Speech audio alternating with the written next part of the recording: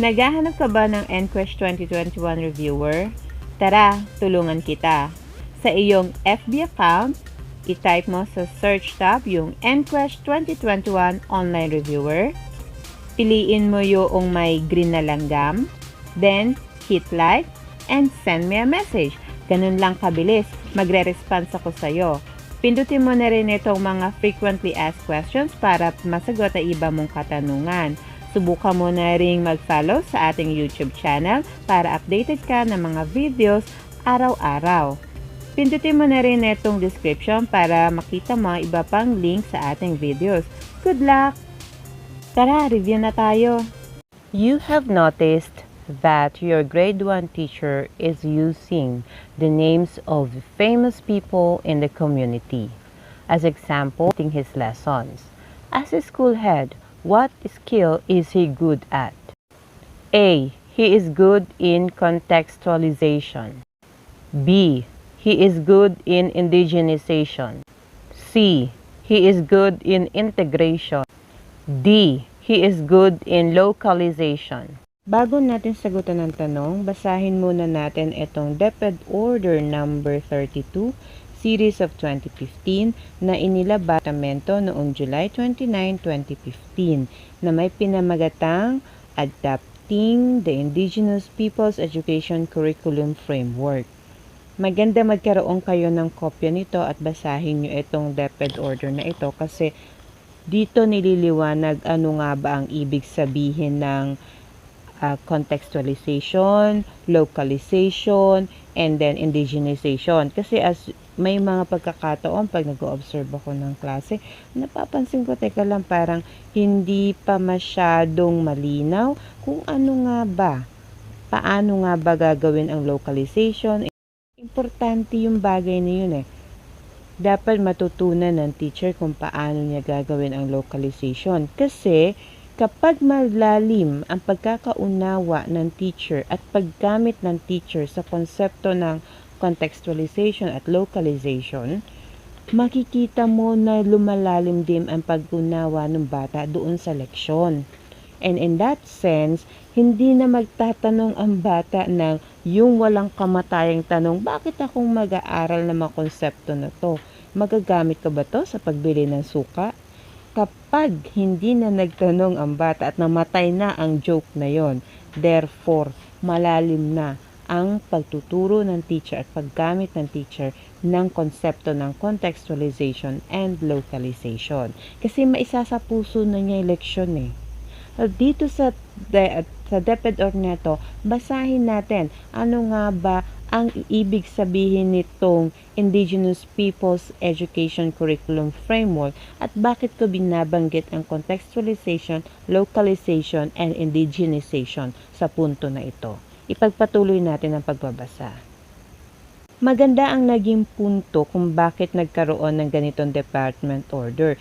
Bigyan natin ng diin yung mga reasons niya, and sabi nga dito, ginawa ang DepEd order na to para mabigyan ng sagot, ma-address ang sumusunod. The need to respect, ang ganda ng term, and recognize, correct, the indigenous knowledge, systems, and practices in school and learning programs.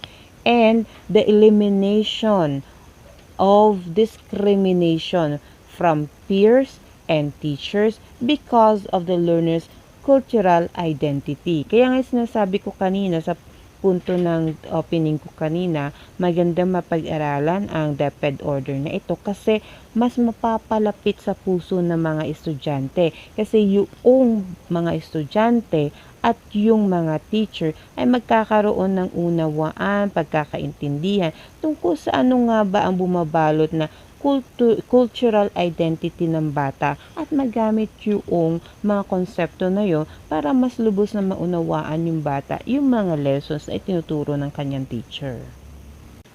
Dito po sa DepEd order na ito, makikita nyo na binigyan niya ng meaning, na define niya kung anong ibig sabihin ng contextualization. Ang sabi niya, it refers to the educational process of relating the curriculum to the particular setting, situation, or area of application to make the competencies relevant, meaningful, and useful to all learners.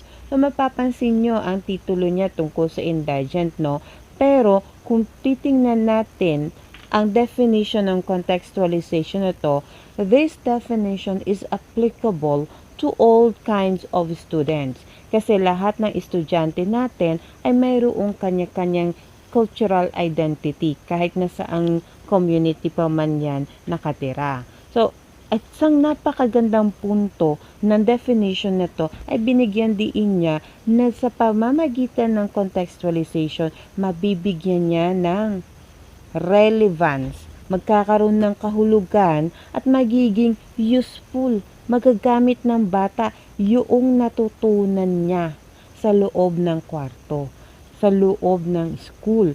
Kaya napakaganda na talaga mabigyan ito ng emphasis, lalo na pag nagtuturo si teacher. Ito na nga, sinabi niya, the degree of contextualization may be described and distinguished into the following. So in other words, localization and indigenization are both under contextualization.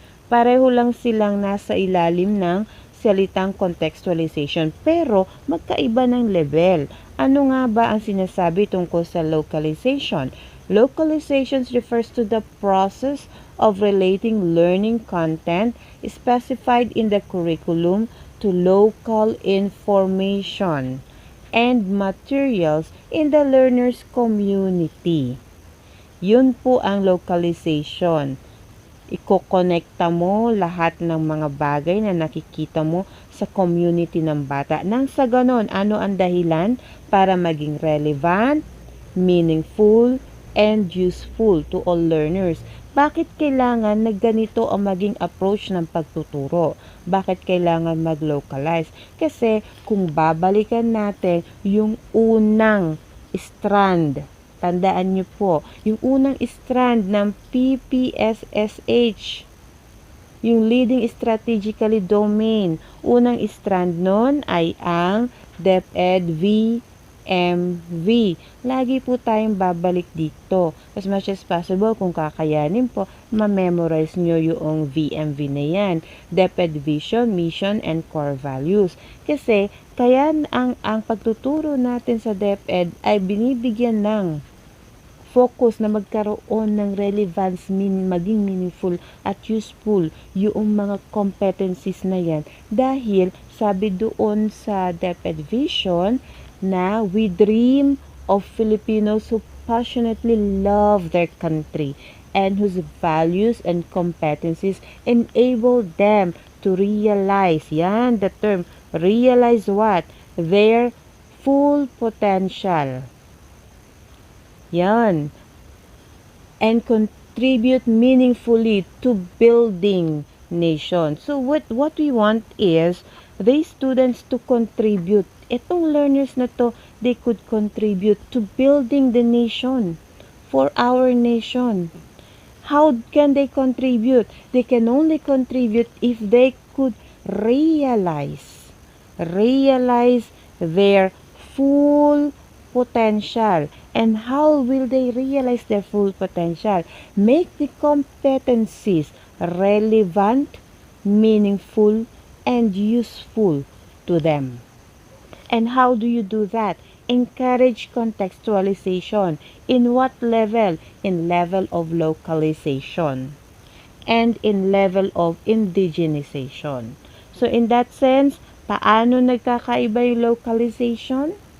Then, when you relate yung content, yung tinuturo mo sa local informations at materials within the community ng bata, making it more familiar sa bata, then that is localization.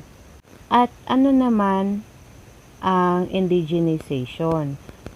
Ang sabi dito, ang indigenization refers to the process of enhancing the curriculum, competencies, education resources, and teaching learning process in relation to the biogeographical, historical, and social-cultural context of the learner's community. So, mas malalim ang ibig sabihin ng indigenization. Ilang ito tungkol sa paggamit ng local information and materials na kung saan nakatira o mas familiar ang bata. But all it is about enhancing the curriculum, competencies, education, resources, and teaching processes. So, at ito ay in the national level na siya. National curriculum na yung babaguhin mo. So, sa classroom, ang kayang magawa ng teacher ay itong punto ng localization. Ililiwanag natin ulit na ang localization at indigenization ay parehong under ng konsepto ng contextualization. Kaya kung magkakaroon na kayo ng sariling school and you wanted na masigurado na talaga naiintindihan yung mga bata yung itinuturo ng mga teachers nyo, balikan nyo itong DepEd Order na ito. DepEd Order number 32, Series of 2015, para mas mabigyan nyo ng diin emphasis kung ano nga ba at paano gagawin yung localization. Napakagandang magkaroon ng kopya ng DepEd Order na ito kasi honestly, ito lagi ko itong binabalikan pagka nag-o-observe ng klase. Lagi ko siyang binabalikan at binibigyan ng emphasis. Kasi what I want is magkaroon ng malalim na pagkaunawa ang mga bata doon sa itinuturo natin. And we can only do that if we will do this localization na ito. Ano nga ba? Dito sa DepEd Order rin na to, nagbigay siya ng example ng localization. Sabi niya, localization refers to the process, o yung katulad ng binasa natin kanina, of relating learning content specified in the curriculum to local information and materials in the learner's community. So, pag mas familiar, alam naman, constructivism, pag mas familiar ang bata doon sa mga ipinapresent mong ideas o mga materyales o mga gamitan, mas kaya nilang gamitin at mas nauunawaan nila. Mas nakikita nila yung importansya ng pinag-aaralan nila. The process of localization focuses on the enhancement of curriculum content, and it's generally the same for communities in the country. So, anong example ang binigay niya? Ito. Translating the story specified in Teacher's Guide to local language. And then, using the stories of learners' local community as a springboard to teach the competencies in language subject. Using local facts. Ano yung mga local facts na yon? Local plants. Imbis na magsabi ko, na-try nyo na ba na magkakita ng strawberry? Sus Mariosep. Hindi, tapos yung bata pala mga nasa liblib na lugar, tapos tatanungin mo ng strawberry. Parang ang layo naman, di ba? Hindi sila masyadong familiar doon. Doon nakikita nila sa picture, maaring nakita sa picture, pero yung puso wala doon. So, what you want, kung ano yung local plants, mga bagay na nakikita niya sa paligid niya. Fauna, ayan. Names of person commonly used in the locality. Local products when formulating problem-solving statements. Local practices as examples of technology, katulad ng basi making. Maganda ito. Napakaganda nito, no? Pag magtuturo ka, kunyari ng fermentation, paano yung preservation ng food preservation. Pag gumamit ka ng localization, yung teacher, ma-encourage siya na pag-aralan yung community. Kasi ipapasok niya yung information na yun, yung knowledge na yun about the community para maituro niya yung lesson sa punto na ma-enjoy at maiintindihan ng bata. Napakagandang pag-aralan itong DepEd Order na ito. Use of local resources as material for instructional aids, katulad ng local plants, dye for paints. Okay. And then, local plants to enhance posters and manipulatives. Actual plants or animals specimens. Soil, dry leaves, twigs, or tree barks for art subjects. So, nakita nyo, na-imagine nyo pagka localization. I really am very excited about this DepEd Order. Nakakatuwa siya na mararamdaman mo na maiintindihan talaga ng bata ito. Okay, next. Ito naman example ng indigenization. So, katulad niya na napag-usapan natin kanina, nabasa natin kanina, it's the enhancement ng curriculum on the national level na siya. So, mas mataas na level na, no? Mas malaki ito. Mas malawak ang sakop ng indigenization. Process of indigenization is to be undertaken nationwide in both the formal education system and alternative learning system. So, as a means of enhancing the various elements of the national curriculum to make it more relevant and responsive to the learner's context. Ayan, learner's context. Halimbawa, ito yung mga binigay niyang halimbawa o planting season. Assuming na yung lugar ay agricultural, sabi niya, planting season. So, ituturo sa bata yung nakakagawa ng may kusa. Yan. May nakakagawa ng may kusa tapos ang task niya ay magtanim. Demonstrate movement using different body parts. Pero yung movement na ituturo mo ay yung mga movement sa farm work. Yung paano siya mag-move sa bukid. May ipapakwento mo yun sa bata, ipapa-experience mo yun. That's very good. So, magagawa mo lang yun, sabi nga dito, assuming daw na nasa agricultural yung ginagawa mong examples. Kaya ang sagot sa ating tanong ay letter D.